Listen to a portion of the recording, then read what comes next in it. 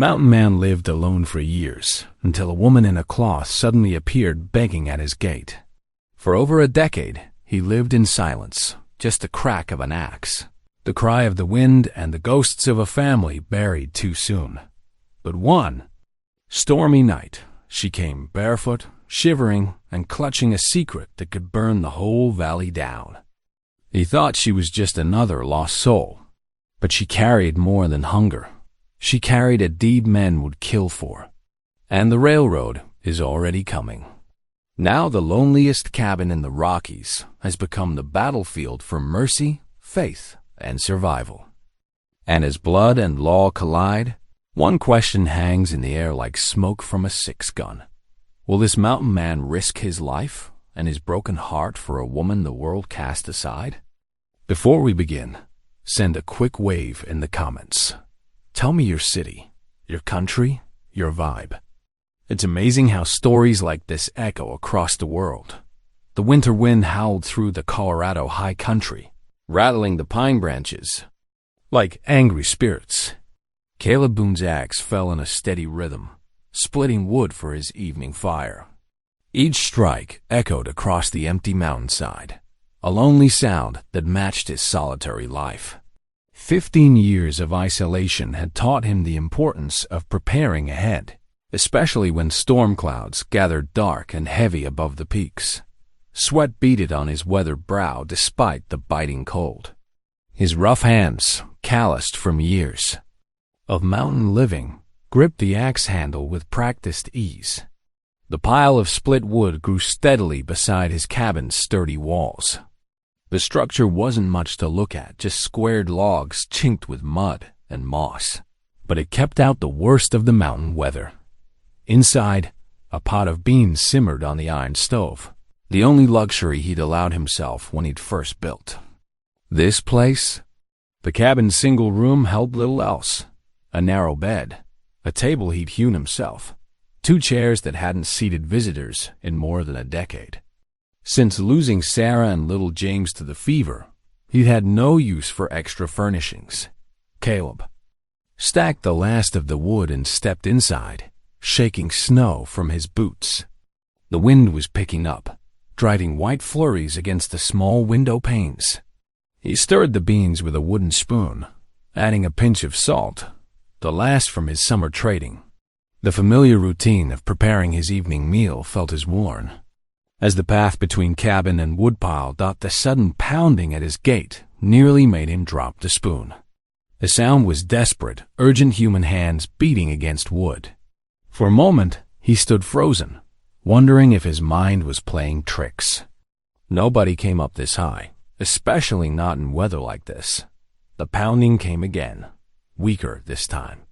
Caleb's heart hammered in his chest as he lifted the lantern from its hook. The last visitors he'd had were trappers, 3 summers ago, looking for directions to the trading post. He hadn't invited them in.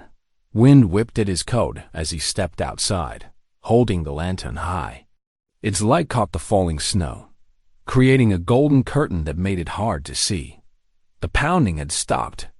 Then he saw her, a slight figure at his gate, wrapped in what looked like nothing more than a thin cloth. Her bare feet were blue with cold, her dark hair wild around her face. Their eyes met across the yard.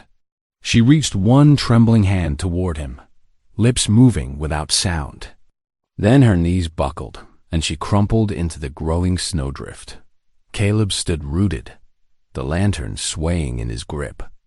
Memory crashed over him like ice water, Sarah, burning with fever, begging him to save their son. James, too weak even to cry in the end. The emptiness afterward that drove him to this lonely mountain, where he'd sworn never to let anyone close again. The woman didn't move. Snow was already beginning to cover her still form. "Lord, have mercy," he whispered, his breath visible in the freezing air. The words felt strange on his tongue. He hadn't prayed in years. But something pulled at him, something stronger than his carefully built walls of solitude. Conscience won out over caution. He hung the lantern on the gatepost and lifted her from the snow. She weighed almost nothing, her skin cold as death through the thin cloth. Carrying her inside, he laid her near the hearth where flames still flickered from his evening fire. Working quickly, he wrapped her in his spare blankets and propped her head up with his only pillow. The beans still simmered on the stove. He ladled some of the hot broth into a tin cup, supporting her head as he pressed it to her blue-tinged lips. "Drink," he commanded, his voice rough from disuse. "You need to get warm inside and out." Some of the broth spilled down her chin, but she swallowed reflexively. Color began returning to her face as he fed her small sips.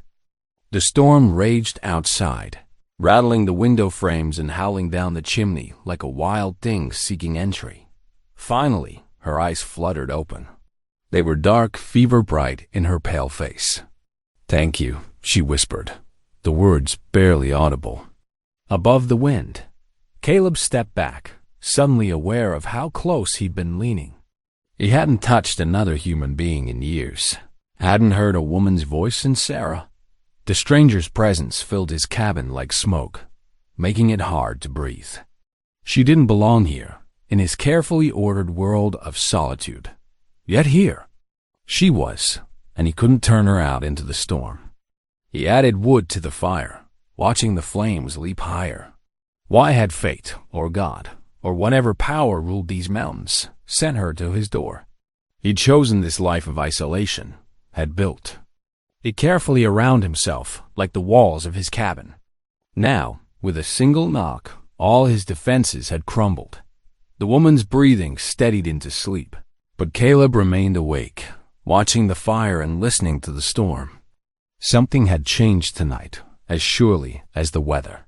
He just didn't know yet what it meant. Morning light crept through the frost-covered windows, casting pale shadows across Maria's face as she stirred beneath Caleb's patched quilt. Her dark eyes opened slowly, taking in the unfamiliar surroundings, rough-hewn walls, a pot-bellied stove, and the lingering scent of wood smoke. The events of the previous night came rushing back, and she pulled the quilt tighter around her shoulders. Caleb stood at the stove, his broad back turned to her as he worked the coffee pot. The wooden floorboards creaked beneath his boots as he moved, and Maria noticed he kept a careful distance from her cot. "Coffee's hot," he said without turning. His voice was gruff, but not unkind. "Reckon you could use some warming up inside." Maria sat up slowly, her muscles aching from the cold and her desperate flight. "Thank you," she said softly, her accent coloring the words. "You saved my life last night." Caleb turned then, a tin cup in his weathered hands. His face remained carefully neutral as he approached, extending the cup at arm's length. Steam rose between them like a barrier. "There's beans too, if you're hungry." He gestured to a pot on the stove. "Best eat while it's warm." Maria accepted the cup gratefully, wrapping her fingers around its warmth. She took a careful sip before speaking. "I am Maria Ortega," she said, meeting his eyes. "I ran from the railroad camp in the valley." Caleb's expression didn't change, but something flickered in his eyes. He pulled one of the wooden chairs away from the table and sat, maintaining his distance. "The foreman there," Maria continued, her voice growing stronger. "He said I must come work in his house. But I saw how he looked at me, how he—" She paused, swallowing hard. "My father was Apache, my mother Mexican. The foreman thought this meant I had no choice, no rights." Snow pelted against the windows as she spoke, the wind howling through the eaves. Caleb sat in silence, his hands clasped between his knees, listening but offering no comment. "I will leave as soon as possible," Maria said, setting down her empty cup. "I do not wish to impose." "You won't make it far in this weather," Caleb interrupted, rising to look out the window. The valley below was lost in a sea of white, the storm showing no signs of letting up. "Blizzard set in proper now. Trails already drifted over." Maria stood, the quilt falling from her shoulders. Despite her exhaustion, She moved with a natural grace that caught Caleb's attention. She joined him at the window, keeping a respectful distance. "Then I'm trapped here," she said quietly. Caleb ran a hand through his graying hair, conflict clear on his weathered face. "Until the storm passes," he said finally. "Can't turn you out to freeze."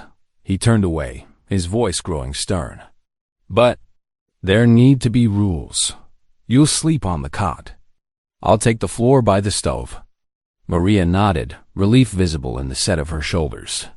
She moved to the hearth where the fire had burned low, and with practiced efficiency, began arranging new logs. Her quick hand spoke of someone used to taking care of herself, of making do in harsh conditions. The day passed in careful navigation of the small space. Maria kept herself busy, straightening her borrowed blankets, washing the breakfast dishes. In melted snow, Caleb worked at his table, mending a torn trapline, stealing occasional glances at his unexpected guest as evening approached. Maria's attention was drawn to a shelf above the stove. There, in a simple wooden frame, sat a daguerreotype of a woman with gentle eyes and a small child in her lap. The woman's smile seemed to hold both joy and sadness, captured forever in shades of silver. "Your family?" Maria asked softly before she could stop herself. Caleb's hand stilled on his work. For a long moment, he didn't answer, and Maria feared she had overstepped. When he finally spoke, his voice was barely above a whisper. "Sarah and our James." He set down his tools, still not looking up. "Fever took them both, 15 years back. Nothing I could do but watch them slip away." The pain in his voice was raw, undiminished by time. Without another word, he stood and walked to the door, checking the storm's progress through the gathering dusk. His back was rigid, his shoulders tense, and Maria knew not to press further. The wind continued its mournful song around the cabin's corners. But inside, the silence was deeper still. Maria returned to tending the fire, understanding now why this man lived alone in the high country, and why her presence disturbed his carefully constructed solitude. The storm showed no signs of breaking. Days passed in a slow dance of survival, with snow piling higher against the cabin walls. Inside, Caleb and Maria fell into an uneasy rhythm, like two wary animals sharing the same den each morning. Caleb checked his traplines, bringing home rabbits that hung stiff and frozen from his belt. Maria took to the domestic tasks without being asked, her quick hands darning holes in worn socks and turning meager ingredients into filling stews. The cabin slowly transformed corners swept clean, dishes stacked neatly, a pot of pine needle tea always steeping on the stove. They spoke little, but Caleb found himself watching her work. Her movements were sure and graceful, even in the confined space. Sometimes she hummed softly while she cooked, old Spanish songs that made the cabin feel less empty. On the fourth day, Caleb shouldered his axe and headed out to replenish their dwindling woodpile. The morning air bit sharp and clean, and fresh snow crunched beneath his boots. He was splitting a fallen pine when movement caught his eye riders on the trail below, their horses struggling through deep drifts. His heart jumped. Visitors meant questions, and questions meant danger. Caleb hurried back to the cabin, bursting through the door with snow falling from his coat. "Someone's coming," he said, his voice tight. "Get in the back room and stay quiet." Maria's eyes widened, but she didn't waste time asking questions. She gathered her few belongings and slipped behind the rough curtain that divided the cabin's sleeping area. Caleb had barely time to scatter her mending work before heavy knocking rattled the door. Two men stood outside, their faces red from cold. Caleb recognized them from the settlement 15 miles down valley, Jacob Turner and his son William, both employed by the railroad company. "Morning, Boone," Jacob said, stamping snow from his boots. "Mind if we warm up a spell?" Caleb stepped back, letting them enter. William carried a rifle, and his eyes darted around the cabin's interior. "Mighty neat in here," he remarked. "Someone been helping with the housekeeping?" "Just trying to keep busy during the storm," Caleb said flatly. He poured coffee, hoping they wouldn't notice the 2 cups already on the table. Jacob wrapped his hands around the hot tin cup. "We're looking for someone," he said. "Mexican girl, young, might have Apache blood. Ran off from Preston's camp 4 nights back. Preston's offering $50 reward." "That's a lot of money for a runaway," Caleb said carefully. William leaned forward. "She stole something valuable. Preston wants it back. No questions asked." His eyes narrowed. "You seen anyone matching that description?" Caleb took a slow sip of coffee. "Haven't seen anyone in weeks. Storms kept me busy enough, just staying alive. Mind if we look around?" William asked, but he was already moving toward the back curtain. "I do mind," Caleb said, his voice hardening. "I've answered your question. Now finish your coffee and move on." The 2 men exchanged glances. Jacob stood slowly, his friendly manner falling away. "Awful protective of your privacy, Boone. Time was you were more neighborly." "Times change," Caleb said. He opened the door, letting in a blast of cold air. "Good day to you both." After they left, Caleb watched until they disappeared into the swirling snow. Only then did he close the door and call Maria out. She emerged pale but composed. Caleb rounded on her immediately. "You brought trouble to my door," he said, anger and fear making his voice harsh. "Those men will be back, and next time they might not leave so easy." "I had no choice," Maria said. She knelt by her cot and pulled out a leather pouch that had been hidden in the blankets. "This is what they truly want." From the pouch, she withdrew several folded papers. They were worn at the edges, but carefully preserved. Caleb took them with reluctant hands and read by the pale winter light from the window dot. It was a deed and land grant, written in both English and Spanish, bearing official government seals.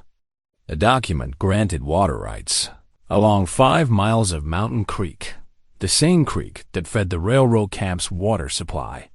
"My father spent years securing these rights," Maria said softly. "He believed in using the white man's law to protect our people's water. The railroad men killed him for it, but they never found these papers." Her voice grew stronger. "If these rights are registered at the territorial office, the railroad cannot take the water without paying fair price. That money would help many families." Caleb stared at the papers, understanding now why Preston would offer such a reward. Water rights in the high country were worth more than gold. Men had died for less, as Maria's father had proven. "Hide them," Maria urged. "Please, I cannot carry this burden alone anymore." Caleb looked at the woman standing in his cabin, no longer seeing a helpless stranger, but someone carrying a legacy as heavy as his own grief. By lying to Turner and his son, he had already chosen sides. There was no going back to his solitary life now. He was entangled in her fate, for better or worse. The storm's fury gradually loosened its grip on the valley. Though snow still blanketed the ground, the howling winds died down to whispers among the pines. Sunlight began breaking through the clouds, casting long shadows across the pristine white landscape. Caleb found himself adapting to Maria's presence, like a man slowly remembering how to breathe after holding his breath too long. He watched her struggle with the heavy water bucket one morning and decided it was time she learned proper survival skills. "Here," he said, taking the bucket from her frozen hands. "There's a better way." He showed her how to break the creek ice at its thinnest point, where the water ran fast beneath. "Less work, same water." Maria nodded, her quick mind absorbing every detail. She proved an eager student as Caleb taught her other skills. Her small hands learned to set snares with careful precision, checking the wire's tension just as he demonstrated. When he showed her how to split kindling, she matched his rhythm, the axe singing through the wood. "You're a natural," he said one afternoon, surprised to hear praise in his own voice. Maria smiled, ducking her head. My father taught me some things before. She let the words trail off, but Caleb understood. Loss lived in her eyes too. That evening, Caleb noticed his worn moccasins laid neatly by the fire, the torn soles expertly patched with supple deer hide. He picked them up, running his thumb over Maria's neat stitching. My mother taught me, she said quietly, stirring the cooking pot. She said a person should always have dry feet and a warm heart. As darkness settled outside, Maria began to hum while she worked. The melody floated through the cabin, familiar as an old dream. Caleb's hands froze on the trap he was mending. It was the same hymn Sarah used to sing while rocking their daughter to sleep. Amazing Grace, its notes carrying all the weight of memory. He sat motionless, caught between past and present. The tune wrapped around him like a worn quilt, comfort and pain stitched together. Maria's voice was different from Sarah's lower, touched with the accent of her heritage, but the holy words remained the same. When the hymn ended, Caleb found his cheeks wet. He turned away quickly, but Maria's gentle eyes had already seen.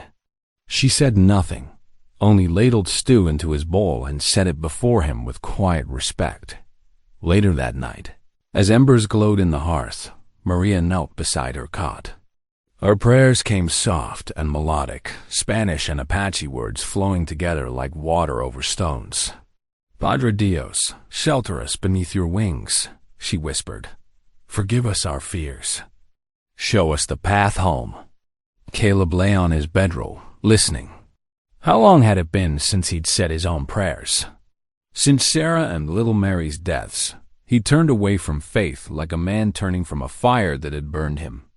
But Maria's simple devotion stirred something in his chest, a longing he'd thought long buried. The next morning dawned clear and cold. Maria stood at the window, watching a hawk circle above the trees. Will you teach me to shoot? She asked suddenly. I should know how, living in these mountains. Caleb hesitated. His rifle was an extension of himself, as personal as memory. But Maria waited patiently, her face open and earnest in the morning light. Very well, he said finally. He lifted his old Hawken rifle from its pegs, checking the powder and ball with practiced hands. First lesson is respect. This isn't a tool for the careless. They went outside, where Caleb set up a target, an old tin can on a snow-covered stump. He showed Maria how to hold the rifle, adjusting her grip with careful hands. She was small against the weapon's length, but her stance was steady. Breathe slow, he instructed. See your target. When you're ready, squeeze gentle-like. Don't pull. Maria drew a deep breath. The rifle cracked, its report echoing down the valley like thunder. The can jumped and spun, showing a neat hole through its center. Well done, Caleb said, surprised and pleased. The sound lingered in the crisp air, seeming to shake loose the silence that had wrapped his cabin for so many years. Something shifted in his heart, like ice breaking up on the creek in spring. Maria lowered the rifle, her eyes bright with accomplishment. The morning sun caught her face, and for a moment, Caleb saw not just a stranger he'd taken in, but someone who had brought life back to his hollow spaces. The realization both troubled and warmed him, like the first thaw after a long winter. 3 days later, the winter sun hung low in the afternoon sky as Caleb and Maria trudged through knee-deep snow.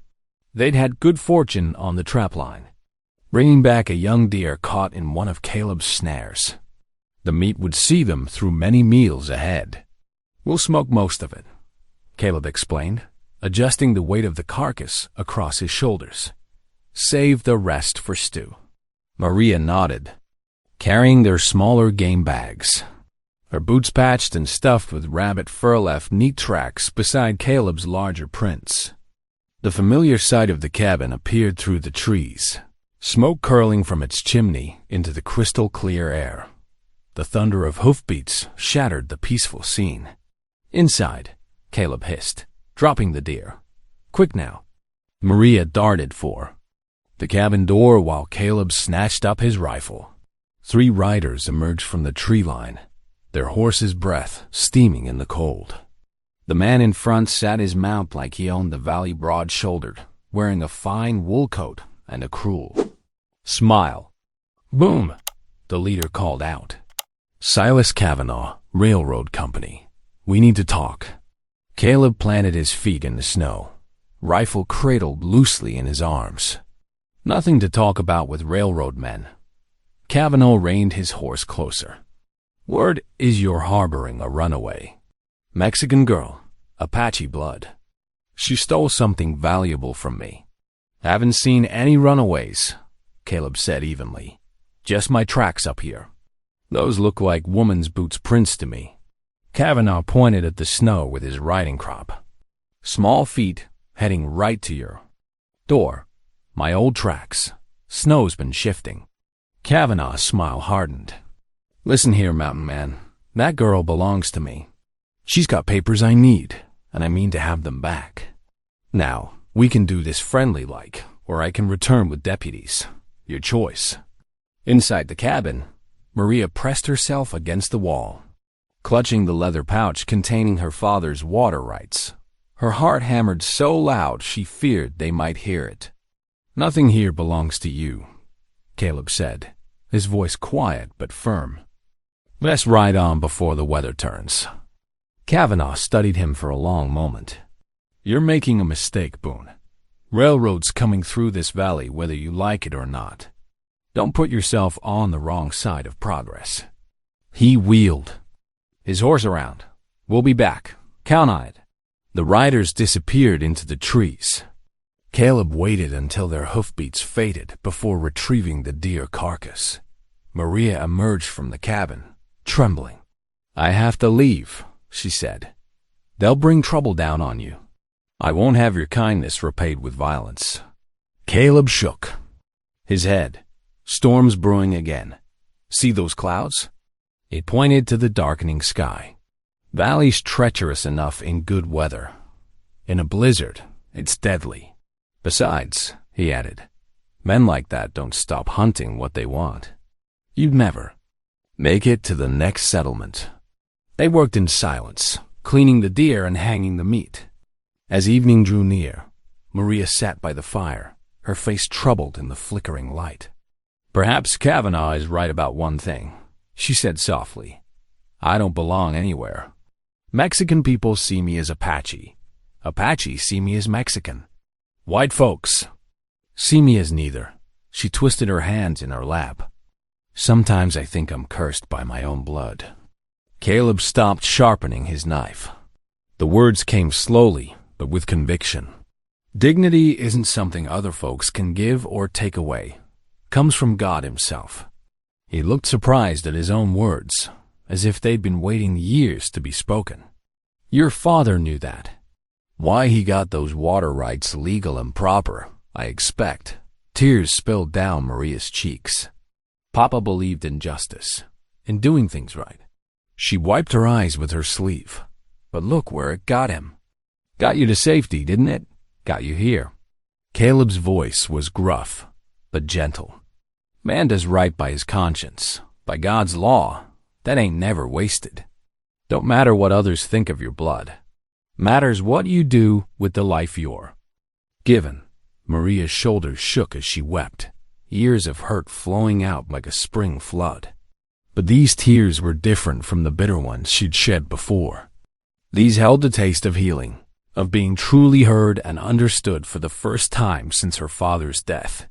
Caleb awkwardly patted her shoulder, then went back to his knife sharpening. The familiar rhythm of stone on steel filled the cabin, with its steady song, while outside, the first snowflakes of the coming storm began to fall. The deep winter settled over the high country like a heavy blanket. Snow piled against the cabin walls, and icicles grew longer with each passing day. Inside, Caleb and Maria found their own rhythm in the confined space, their initial wariness softening into something closer to comfort. One crisp morning, Caleb led Maria to the frozen creek. "Fish don't stop swimming just 'cause the water's hard," he explained. showing her how to chip through the ice. His weathered hands guided hers as they wove a trap from supple willow branches. Set it just so, where the current's strongest beneath. Maria proved a quick study. By afternoon, they had 3 fat trout flopping on the snow. Her triumphant smile made Caleb's chest tighten in a way he hadn't felt in years. At the woodpile, he demonstrated the proper angle for splitting logs. Let the weight of the axe do the work, he instructed. Don't force it. Maria's first few attempts sent splinters flying, but soon she found the rhythm. The sharp crack of wood splitting echoed through the trees. The cabin, once silent as a tomb, now held warmth beyond the hearth fire. Maria's cooking filled it with forgotten scents, corn tortillas warming on the griddle, beans simmering with dried chilies, venison stew rich with wild herbs she gathered from beneath the snow. The familiar loneliness that had been Caleb's constant companion began to loosen its grip. One evening, they sat sharing golden cornbread still warm from the Dutch oven. Maria watched Caleb scrape the last crumbs from his plate. "You never speak of before," she said softly, "of your family." Caleb's hands stilled. The silence stretched until Maria thought he wouldn't answer. Then words came, halting at first, like water breaking through ice. "Sarah, my wife, she loved to bake bread. Every Saturday morning, regular as sunrise." He stared into the fire. Little Jenny would help, covered head to toe in flour, both of them laughing. He described the fever that swept through the settlement that terrible spring. How he'd ridden 3 days for a doctor, only to return and find them both gone. Buried them under the oak tree where Jenny used to play. Couldn't bear to stay after. That, just packed what I could carry and came up here. Maria reached across the table, her small hand covering his large one. 10 years is a long time to be alone with grief. Caleb nodded, throat tight. "My father," Maria offered in return. "He believed in fighting with paper and ink, not bullets. Said the only lasting peace comes through justice under the law." She touched the pouch containing the water rights deed. "He taught me to read and write in 3 languages. Said knowledge was a weapon no one could take away. The railroad men, they killed him for trying to protect our people's water. But I mean to see his dream through." Caleb studied her face in the lamplight, seeing not just her youth but the steel beneath it. "Your pa raised a daughter as strong as he was." That night, after Maria had gone to her cot, Caleb knelt beside his bedroll. Words he hadn't spoken in 10 years came rough and unpracticed, but sincere. "Lord, I ain't been much for talking lately. But if you're listening, thank you for sending her. And help me do right by her." He paused. "And Sarah, Jenny, I reckon maybe it's time to let you rest easy." The next morning dawned bright and bitter cold. They needed water, so they made their way to the creek, breath frosting in the air. Maria carried the empty bucket, while Caleb brought the axe to break through the ice dot near the water's edge. Maria's foot hit a patch of black ice. She stumbled, the bucket flying from her hands. Caleb lunged forward, catching her before she fell. For a moment, they stood frozen, his arms around her waist, her hands gripping his coat, faces inches apart. Her eyes were wide, cheeks flushed, from more than just the cold. Caleb stepped back quickly, face burning. "Best watch your step," he mumbled, bending to retrieve the bucket. The bucket. Maria straightened her shawl, heart racing. "Thank you," she whispered. They finished their task in silence. But something had shifted between them, delicate as new ice, yet undeniable. Neither dared name it, but its presence filled the space between them like an unsung melody. Back in the cabin, Maria busied herself with breakfast while Caleb tended the fire. Each sneaked glances when they thought the other wasn't looking, wondering at the strange warmth that had nothing to do with the crackling flames. The late February thaw came sudden and fierce. Streams of melting snow ran from the cabin's eaves. and the creek ice cracked like distant gunshots in the warming air. Caleb watched the weather changes from his doorway, knowing they needed supplies before the spring mud made travel impossible. "We'll have to go to town," he told Maria one morning, checking the harness on his old mule. "The flour's running low, and we need other things." He didn't mention how she'd been wearing the same patched dress for weeks. Maria nodded, wrapping herself in the threadbare shawl she'd arrived in. They loaded the wooden sled with furs to trade, and Caleb helped her up beside him. The mule picked its way carefully down the mountain trail, hooves crunching through patches of crusty snow. The settlement of Pine Creek wasn't much a scatter of wooden buildings, with muddy paths between them. But after months of isolation, it seemed enormous to Maria. She felt exposed as Caleb tied the mule outside the general store, conscious of her worn clothes and dark skin. Inside, the store smelled of coffee beans, leather, and tobacco. The floorboards creaked under their boots as curious eyes turned their way. Maria heard the whispers start immediately. "That's Boone, with some Apache woman. Never thought he'd take up with. Shouldn't be allowed in decent stores." Caleb's jaw tightened, but he kept his voice steady. "Pay them no mind," he murmured, steering Maria toward the dry goods counter. They were selecting beans and coffee when a warm voice called out, "Caleb Boone, I haven't seen you in an age." The speaker was an older man in a black coat, Reverend James Whitfield, his kind face creased with smile lines. He crossed the store with his hand extended. Maria ducked her head, studying the floor, but the preacher surprised her by turning to her directly. "And who might this young lady be?" "Maria Ortega, sir," she whispered. "Welcome to Pine Creek, Miss Ortega." His voice held no judgment, only genuine welcome. "We're glad to have you among us." Caleb watched the exchange, remembering how the Reverend had conducted Sarah's funeral service, how he tried to counsel Caleb in those dark days after. The old man's decency hadn't changed. While Maria selected needles and thread, Caleb approached a shelf of fabric bolts.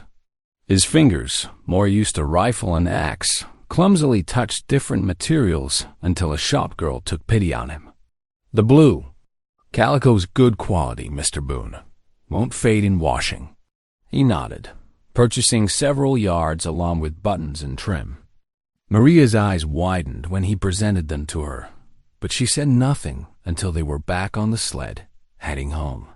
"Thank you," she said softly. "You didn't have to. Can't have you wearing rags," he replied gruffly. "Ain't proper."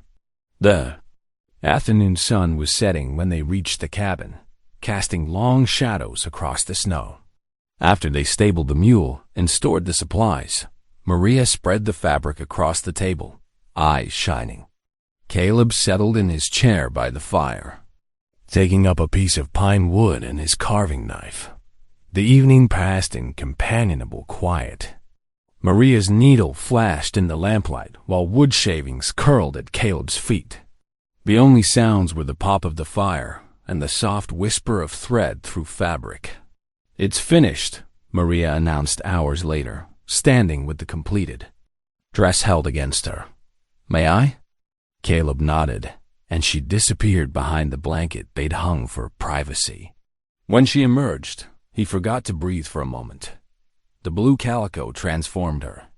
The dress fit perfectly, emphasizing her slight figure while maintaining modesty. She'd used the trim to add delicate touches at collar and cuffs. But it was her face that caught him, the pride and joy that made her beautiful. She twirled once, and then, unexpectedly, laughed. The sound rang through the cabin like music, pure and bright.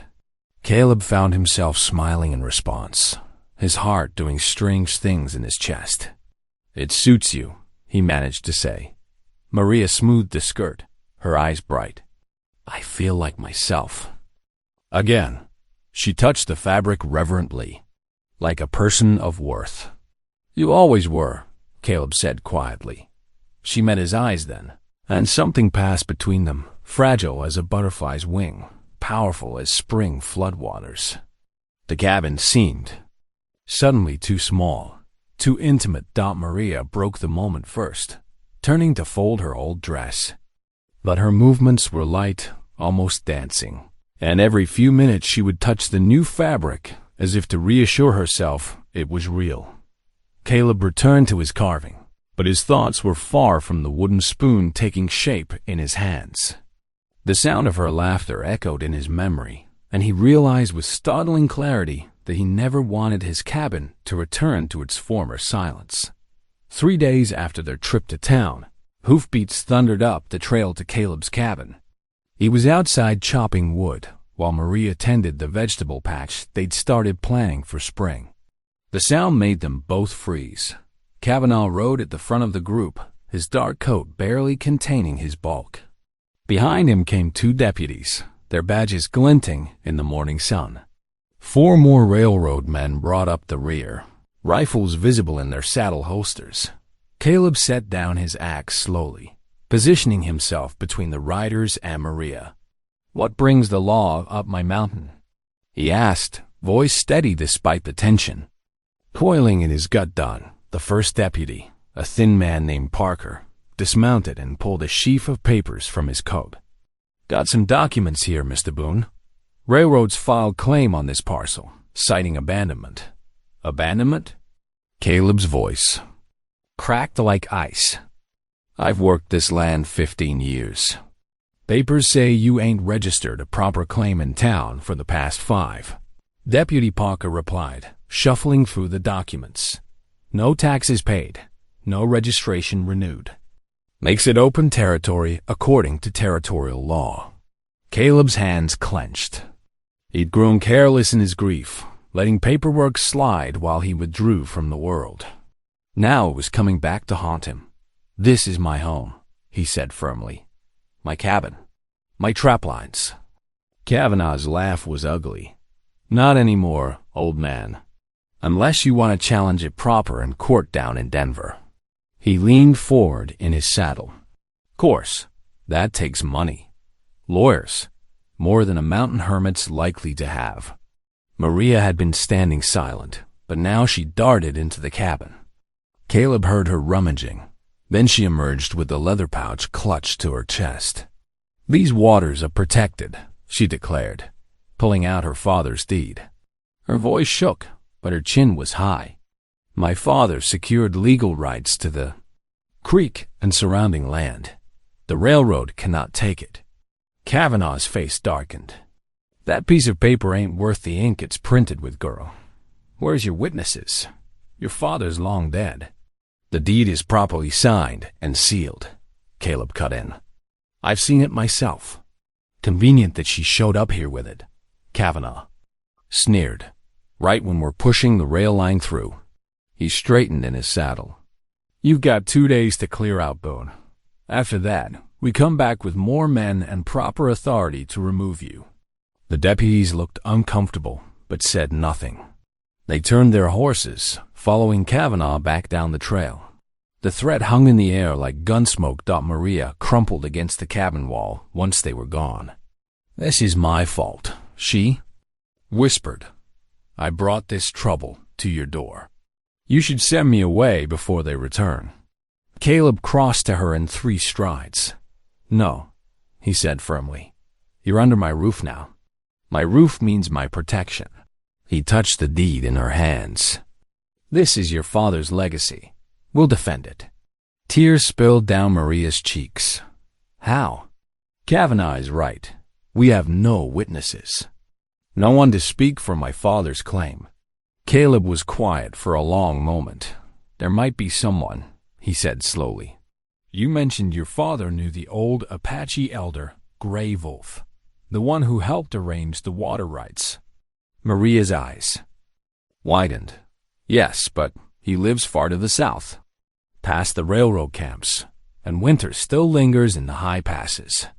"Then we'd best get started soon," Caleb replied. The determination in his voice surprised even him. That evening, after a simple supper of beans and cornbread, Maria knelt by her cot. Her prayer rose soft but clear in Spanish and Apache, asking for guidance and strength.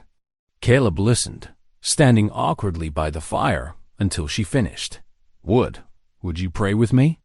She asked hesitantly. Caleb hadn't prayed properly since Sarah died.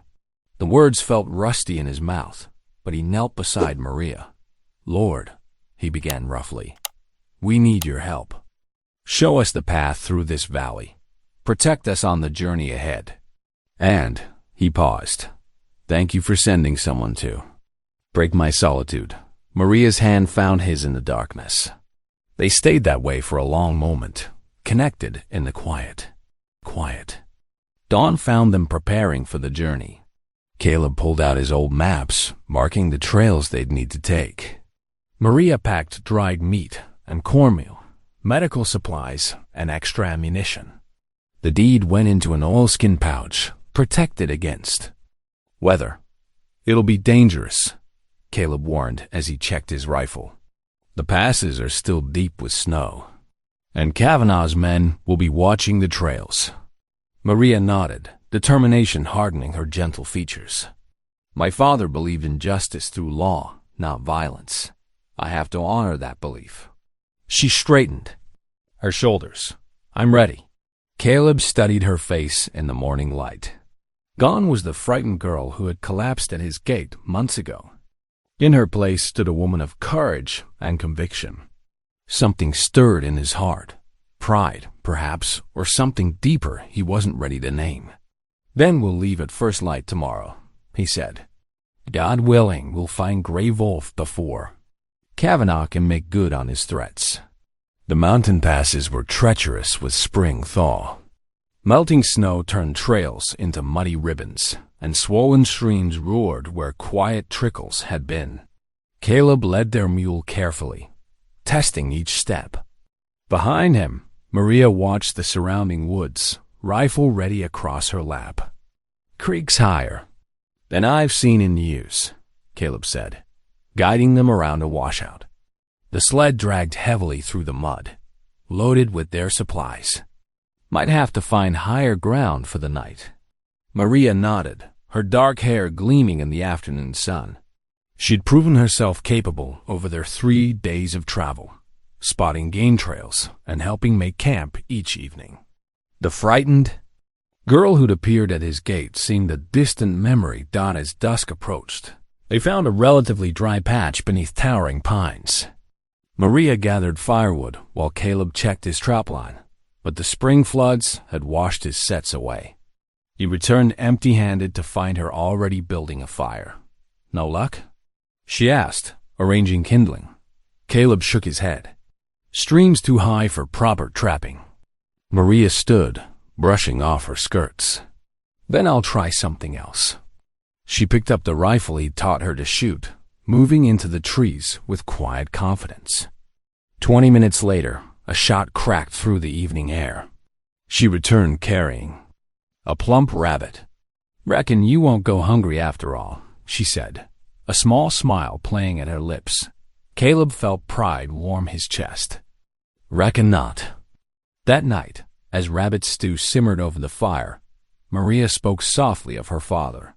He believed in changing things through law, not force, she said, stirring the pot. The Apache taught him patience, how to wait for the right moment. My mother's people gave him faith in justice. He sounds like a wise man, Caleb replied, feeding another stick to the flames. Maria's eyes grew distant. But wisdom didn't protect him, or stop people from seeing me as less than whole. Too Apache for some, too Mexican for others. She wrapped her arms around herself. I've never belonged anywhere, truly. Caleb was quiet for a long moment, watching the firelight play across her face. You belong as much as anyone, he said finally, voice rough with emotion. More than most, I'd say. You've got strength in you, and dignity. That's worth more than where a person comes from. Tears glimmered in Maria's eyes, but she smiled. They ate in companionable silence, sharing the warm stew and memories of those they'd lost. Caleb found himself speaking of Sarah and little Rebecca, stories he hadn't voiced in years. Days passed as they pushed deeper into Apache territory. The land grew drier, dotted with juniper and sage. Finally, they spotted smoke rising from a protected valley, Natch's camp. Two young men on horseback met them first, escorting them down a well-worn trail. Maria sat straighter in her saddle as they approached the camp. Older women paused in their work to watch them pass, while children peeked curiously from behind lodge poles. Nate waited before his lodge, his silver hair catching the sunlight.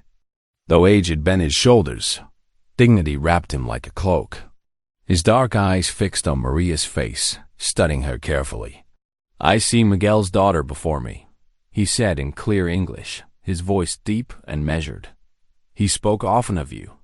Maria dismounted, approaching him with respect. "I come seeking your help, Elder, to protect the water rights my father secured." Nate gestured for them to sit.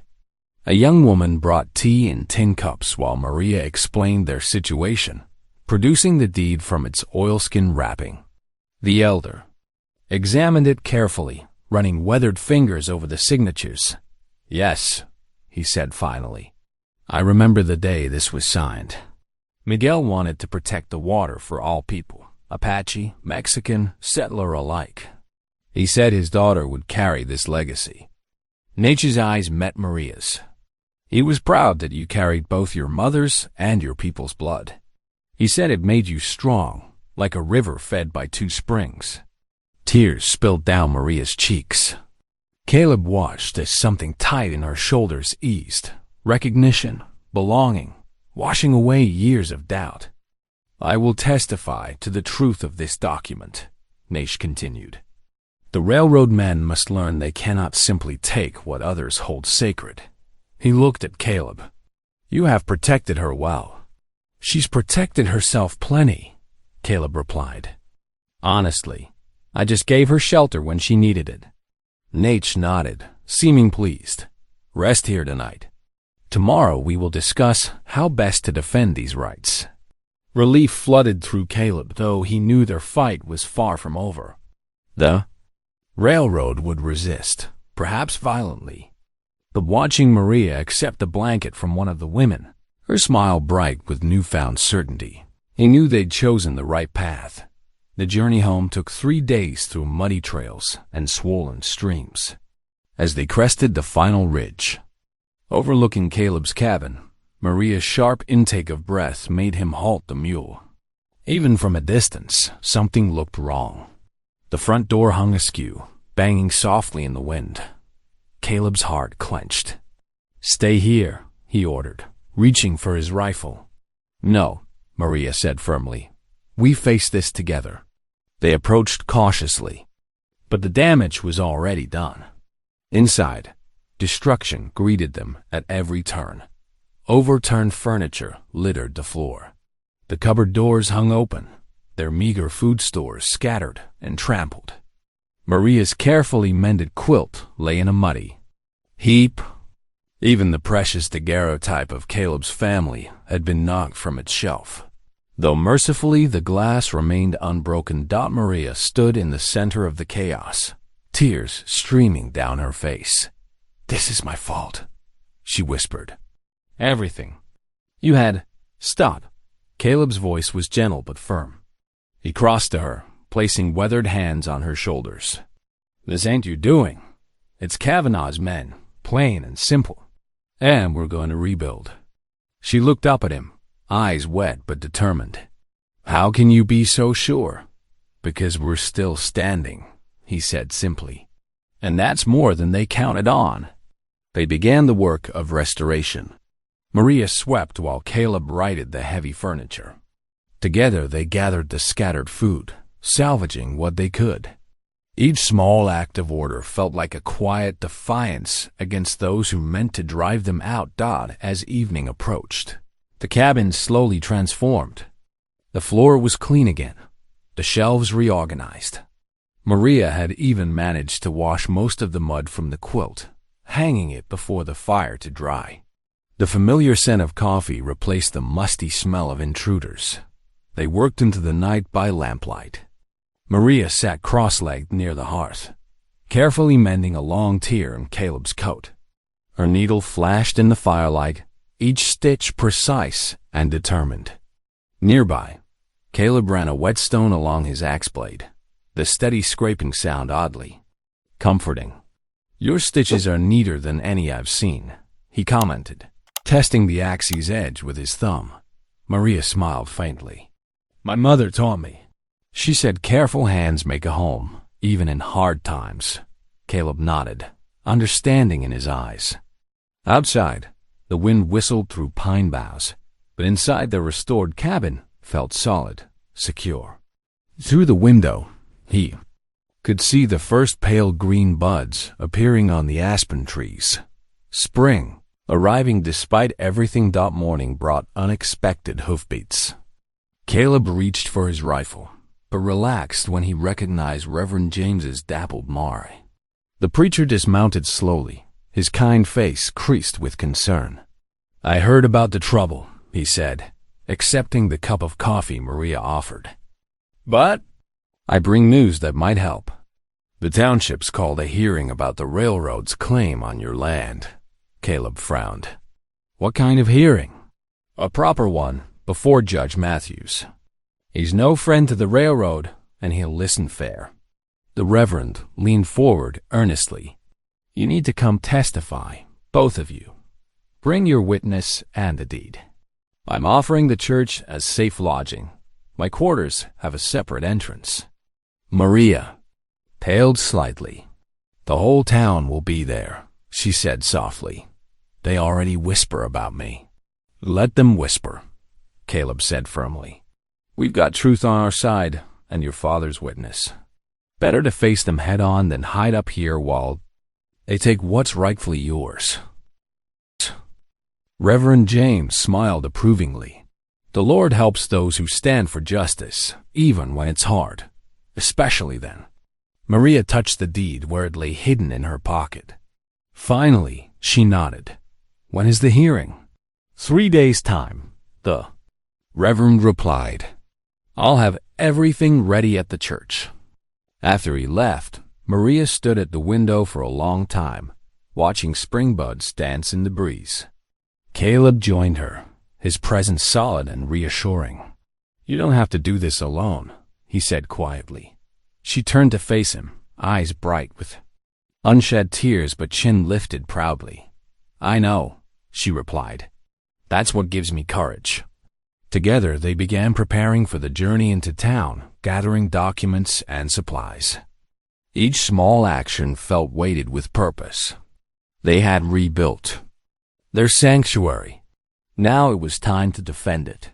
The journey into town took most of the morning. Reverend James rode ahead on his dappled mare, while Caleb guided his mule-drawn wagon carefully along the muddy road. Maria sat beside him, shoulders tense, clutching her father's deed close.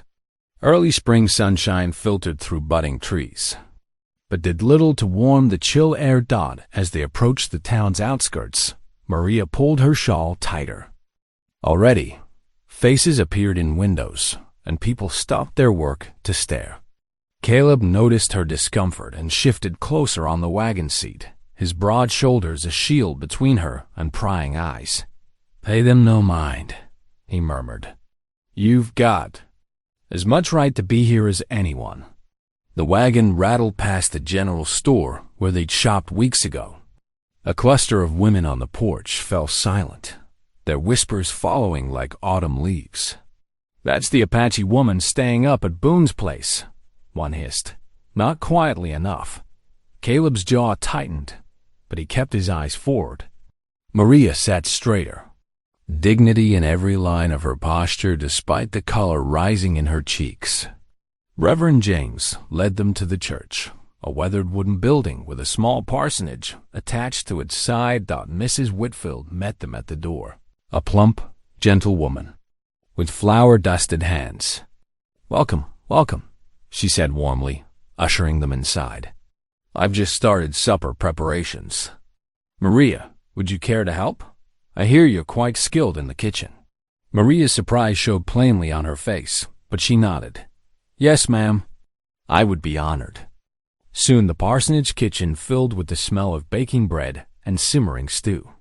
Mrs. Whitfield worked alongside Maria, showing her where to find herbs in the window box, asking questions about Mexican cooking techniques. Her genuine interest seemed to ease some of Maria's tension. "My grandmother used episode in her beans," Maria explained, carefully chopping carrots. "She said it made them sing." Mrs. Whitfield smiled. "Perhaps you could teach me sometime? James does love trying new dishes." As evening approached, the church bell rang, calling people to prayer meeting. Maria's hands stilled over the dishes she was washing. "Perhaps I should stay here," she whispered. "Nonsense," Mrs. Whitfield said firmly.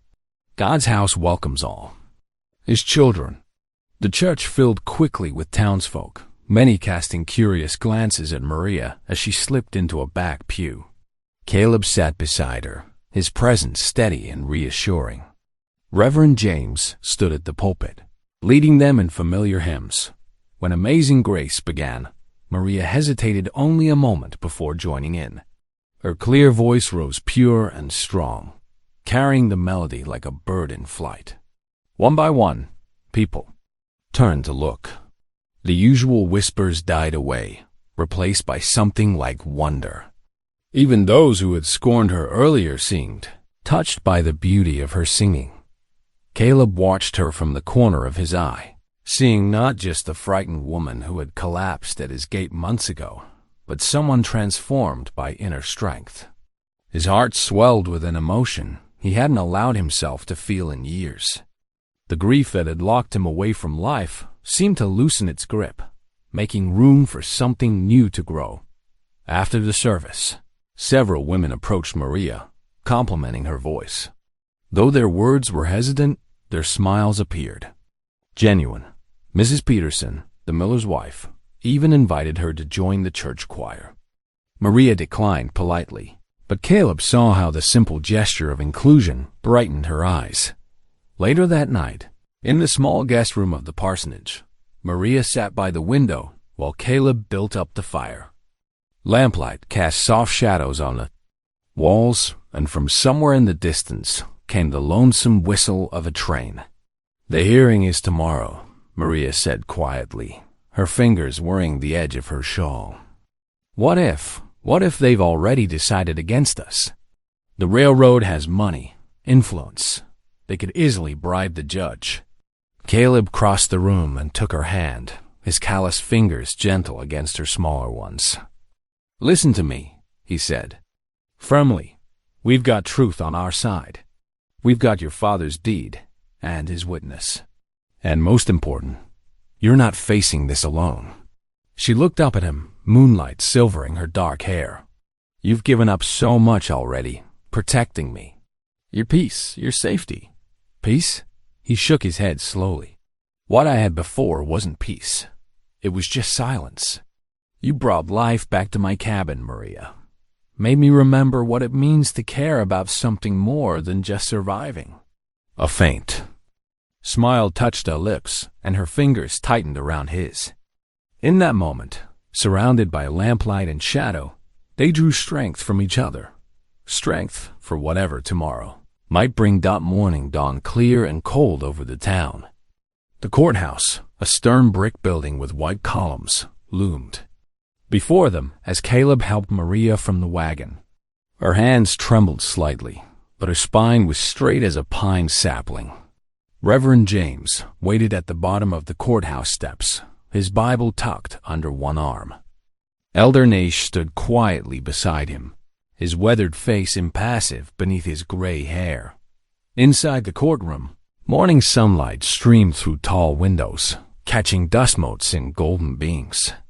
The wooden benches creaked as townsfolk filed in, their whispers echoing off the high ceiling. Kavanaugh and his men occupied the front row, their fancy suits stark against the simple clothes of the settlers. Judge Harrison entered, his black robes sweeping behind him. The clerk called the court to order, and the hearing began. Kavanaugh's lawyer stepped forward first, a slick-voiced man from Denver who spread papers across the judge's desk like a deck of cards. "Your Honor," he declared, "these documents clearly show the railroad's prior claim to these water rights. The land was properly surveyed and marked for development months ago." Maria's fingers dug into the worn leather pouch in her lap. Caleb, seated beside her, noticed how she held her breath. Kavanaugh himself took the stand next, his broad shoulders filling his expensive coat. "We represent progress, Your Honor. The railroad brings civilization, jobs, future. We can't let old claims and questionable papers stand in the way of that future." The judge nodded thoughtfully, and Maria's heart sank. But then Reverend James stood, his voice carrying clearly through the courthouse. "Your Honor, if I may, we have witnesses to speak to the truth of this matter." The judge gestured for him to proceed. Maria rose on shaking legs, clutching her father's deed. As she walked forward, Caleb's steady gaze gave her strength. "This land," she said, her voice soft but clear, "belonged to my father. He believed in working within the law, in building bridges between peoples." She unfolded the deed carefully. "These papers prove his rightful claim to the water rights along Crow Creek." The railroad's lawyer scoffed. "A convenient story, but where's the proof? How do we know these papers weren't forged?"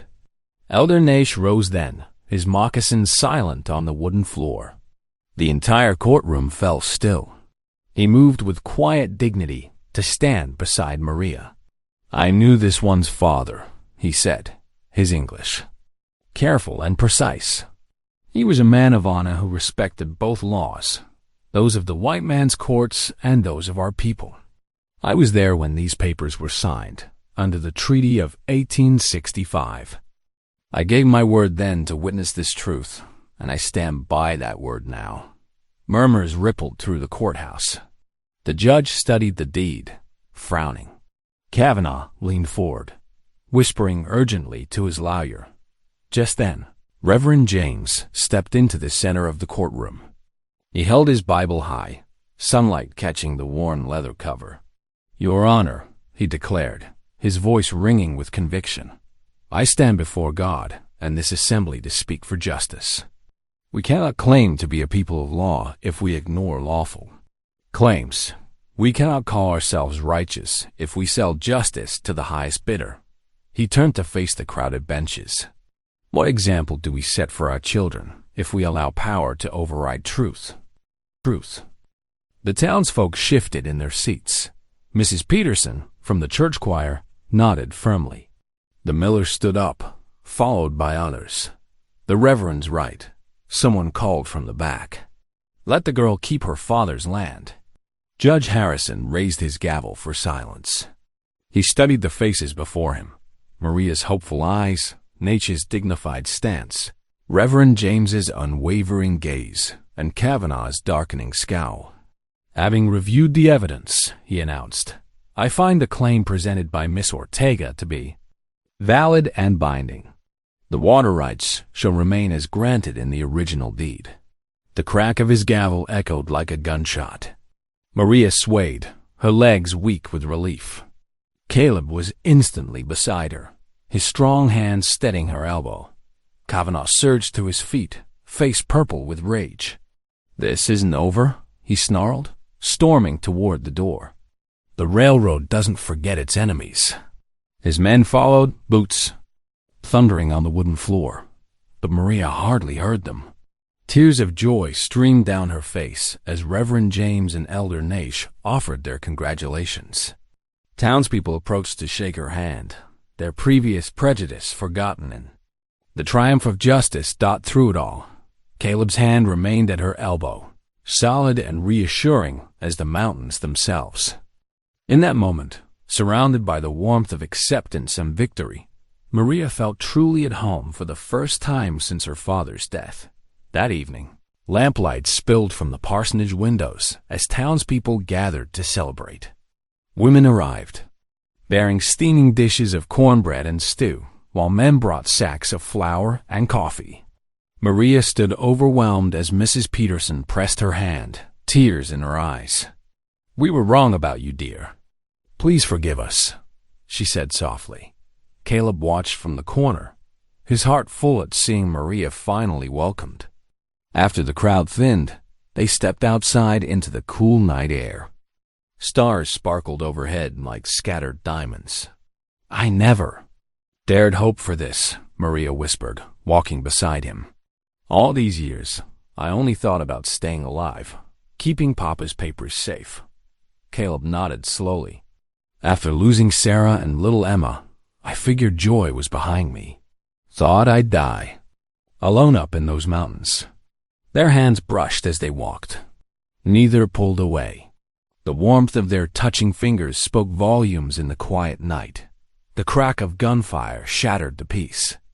Bullets splintered wood near their heads. Caleb yanked Maria behind a water trough, drawing his revolver. Kavanaugh's voice rang out. From the shadows, "You ruined everything," he shouted. Caleb returned fire, the flash of his 6-gun lighting up the alley. Shouts erupted as townsmen rushed from nearby buildings, their own weapons ready. In the chaos, Kavanaugh caught a bullet in his shoulder. He fell, cursing, as the sheriff and his deputies swarmed in. Back in the parsonage's warm light, Maria's fingers gripped Caleb's shirt. "I'm not scared anymore," she whispered against his chest. "Not with you here." The mountain valley bloomed with spring flowers as new life stirred in every corner. Caleb and Maria worked side by side, their shared purpose evident in every task.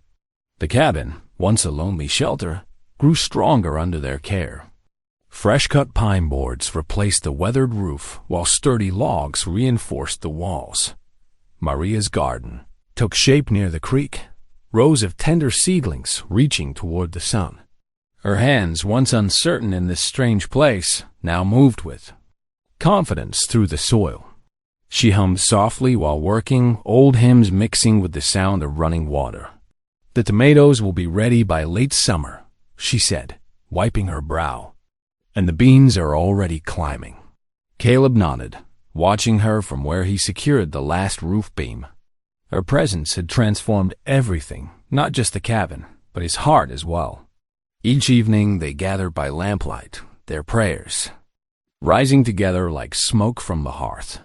The words came easier now, his faith no longer buried beneath grief. Reverend James rode up one clear morning, his face bright with purpose. He dismounted near the garden, clutching his warm Bible.